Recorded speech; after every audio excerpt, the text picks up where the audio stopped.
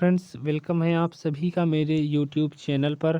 Friends, आज की video का जो टॉपिक है वो काफ़ी इम्पोर्टेंट है, क्योंकि यहाँ पर हम पढ़ने वाले हैं स्टील उत्पादन की विधियों के बारे में। जानेंगे कि स्टील उत्पादन की कितनी विधियाँ होती हैं। इन विधियों में से हमारे एग्ज़ाम के लिए कौन सा टॉपिक इम्पोर्टेंट है, उसी के बारे में आज हम इस वीडियो में बात करने वाले हैं। तो फ्रेंड्स, वीडियो को लाइक और शेयर कर अपना सपोर्ट बनाए रखें। वीडियो को ज़्यादा से ज़्यादा अपने दोस्तों को भी शेयर करें। यदि आप चैनल पर पहली बार आए हैं तो चैनल को सब्सक्राइब कर लीजिएगा। साथ ही बेल आइकन को ज़रूर प्रेस कर लीजिए, ताकि मैं कोई भी वीडियो डालूं तो इसकी नोटिफिकेशन आपको मिलती रहे। तो आइए फ्रेंड्स, हम यहाँ पर पढ़ लेते हैं कि जो स्टील उत्पादन की विधियाँ होती हैं वो कितनी होती हैं।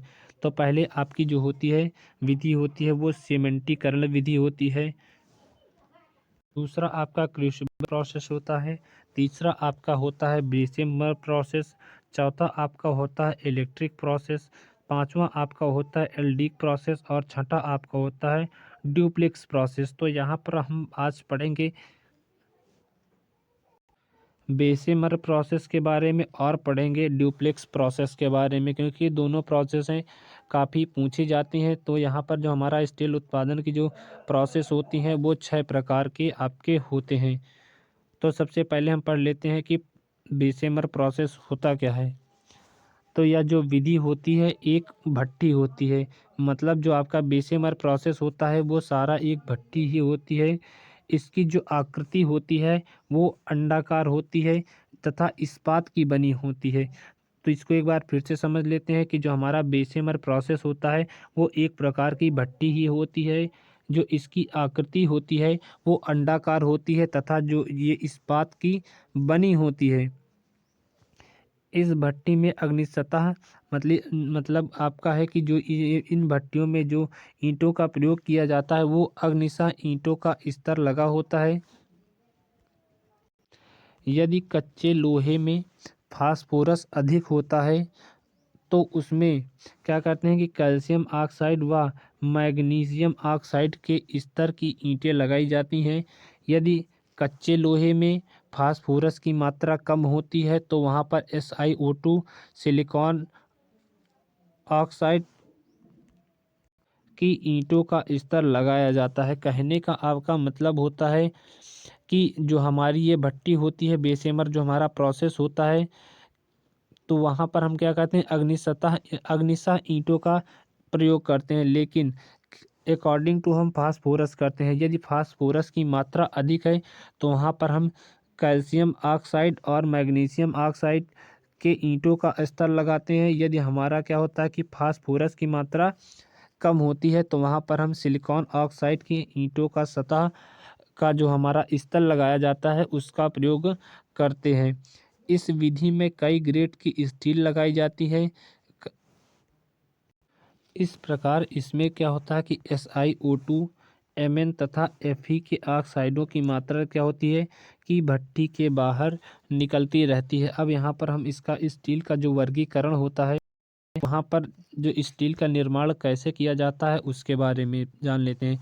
तो यहाँ पर हमने लोहे का अयस्क इधर से दमन भट्टी में हम डालते हैं, ईंधन रहता है, गालक का प्रयोग करते हैं, और जो हमारी वायु आती है जब इन्हीं का मिश्रण हमारा दमन भट्टी में होता है जाकर, तो वहाँ पर हमारा स्टील का निर्माण हो जाता है। तो यहाँ पर जैसे आपका एक कंपोनेंट एक हो गया, दो, तीन और चार कंपोनेंट का प्रयोग करके जब हम धमन भट्टी का उपयोग करते हैं तब जाकर हमारा स्टील प्राप्त होता है। अब यहाँ पर देख लेते हैं कि जो हमारे पदार्थ होते हैं, तो जो हमारा पदार्थ हो गया जैसे हमारा हाई कार्बन स्टैंडर्ड स्टील, तो इसमें जो कंपोजिशन मतलब इसकी रचना में क्या होता है कि यहाँ पर जो हमारा कार्बन होता है 0.8 से 1.3% इसकी मात्रा होती है।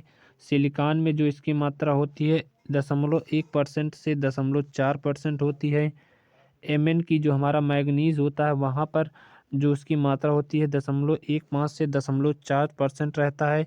बाकी जो आपका रहता है वहाँ पर आयरन की मात्रा होती है। और जो हम इसका हाई कार्बन स्टैंडर्ड स्टील का एप्लीकेशन मतलब उपयोग कहाँ करते हैं या प्रयोग कहाँ करते हैं, वो हम ड्रिलिंग कटर या मिलिंग कटर्स बनाने में करते हैं, और ड्रिलिंग बनाने में भी इसका उपयोग किया जाता है। सेकंड आपका आता है लोवेस्ट कार्बन स्टैंडर्ड स्टील। तो यहाँ पर आपके जो कार्बन की मात्रा होती है 1.2% होती है। यहाँ पर आपका एम की जो मात्रा होती है वो 0.3 से 0.7 होती है। डब्लू आपका 0.5 से 4% तक प्रयोग किया जाता है। सल्फर आपका जो होता है इस वो 0.3% प्रयोग किया जाता है। इसका प्रयोग हम टर्निंग टूल्स बनाने में कर लेते हैं। आपका जो होता है हाई स्पीड स्टील होता है, तो वहाँ पर जो डब्लू की मात्रा होती है, वैनेडियम की जो आपकी मात्रा होती है वो 18% होती है। कॉपर की आपकी मात्रा जो होती है 4% होती है। और यहाँ पर जो बी लिखा है ये कुछ मिसिंग है, क्योंकि यहाँ पर बी नहीं होता, यहाँ पर कुछ मिसिंग है, इसको आप देख लीजिएगा, अभी हमें याद आ नहीं रहा है। तो यहाँ पर जो आपका कार्बन होता है वो 0.60% होता है। बाकी आपका जो होता है शेष आपका आयरन होता है। इसी तरह जो यहाँ पर बाकी बचता है वो आपका आयरन की मात्रा होती है। हाई स्पीड स्टील का प्रयोग कर हम उच्च तापक्रम पर प्रयोग किए जाने वाले मशीनिंग क्रिया में हम करते हैं। अब पढ़ लेते हैं कि डुप्लेक्स प्रोसेस क्या होता है।